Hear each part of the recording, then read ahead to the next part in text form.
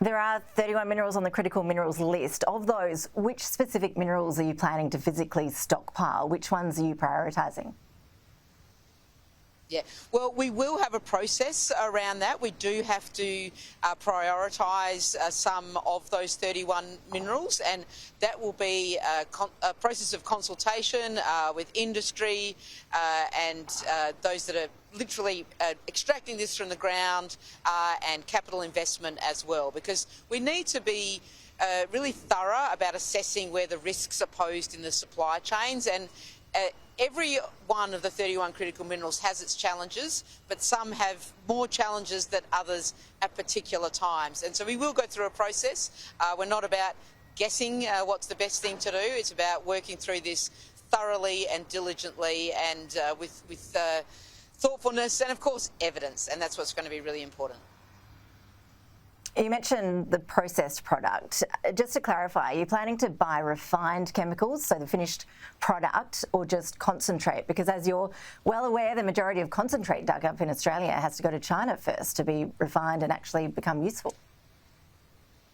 Yes, that's exactly right. And that's the monopoly of supply chain that we're trying to break here in Australia by investing in the production tax credit system, which is $17 billion of tax credits to drive that from the concentrate or the ore to the concentrate, then the concentrate to the further processing and refining of critical minerals. And the strategic reserve plays into that. So what we will see is an assessment of what particular items we want to put in that reserve based on that consultation process. And that may well be a type of concentrate, but once we get the processing industry on foot, and we're developing it right now, there are rare earths refineries being built as we speak because of government support and private investment and investment from our like-minded partners. As that comes online, there may be a need to have small targeted stockpiles of that product, as well as the concentrate or indeed the ore. But that is the process we go to after Albanese government is re-elected. Okay, it sounds like there are lots of details still to be worked out, but you know you want to have a physical stockpile in Australia. Some products like lithium hydroxide have a shelf life of only 6 to 9 months. So have you got a plan around how you store that, what you're going to do about storage? Yeah, well, I mean, that goes to the point about the consultation. So having the principle of a reserve is a really important step. It indicates how government can support the industry. It attracts more capital investment into both the extraction, the concentration, but also the processing, like you say. And I agree, and that is absolutely true. A number of these products do have shorter shelf lives, so not all of them will be suitable for a stockpile, and others will, and in what state they come in has to be decided. And that's really important, and have been a very important part of the Albanese Labor government's approach in the critical minerals industry is that we do consult with industry. We make sure we find out what the best thing to do is. We don't guess at that, because of the exact problem or issue you raise, is that not everything lasts forever once it's processed and has to be moved into a particular product or supply chain. But this is all about making sure we have that capacity to move right along that supply chain and offer resilience to Australia primarily and first, but then to our trading partners that want to invest in this as well. The Minerals Council warns the reserve may impact the commercial viability of operations through continued downward pressure on commodity prices. How would pricing be agreed? Will it be off global indices? Because, as you know, those are impacted by China trades anyway. And when you on-sell those products, would you seek a price premium? Well, the thing is, other groups are very supportive of the Critical Minerals Strategic Reserve. The MCA oppose nearly everything I propose, so I don't really take their comments very seriously anymore.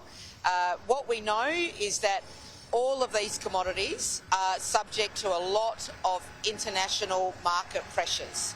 They have been for some time, and we keep trying to address this, and we're addressing this by many different pieces of that puzzle, I suppose. So with the production tax credits, extending the critical minerals facility, making parts of the Northern Australia infrastructure facility available to critical minerals projects, and now this really important strategic reserve.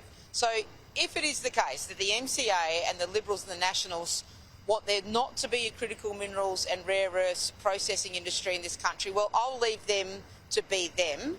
And I will pursue, and the Albanese government will pursue, and if we're elected, will be determined to pursue a critical minerals and rare earths processing industry in this country. So, Minister, sorry, just let me get this straight. You can't tell us which minerals you want to buy, how much you'll pay for them, where you'll buy them or where you'll store them.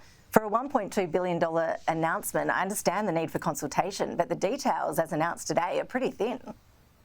Well, Ash, you've just said the amount of money, so that's there, the 1.2. What we'll pay for them, of course, we have to...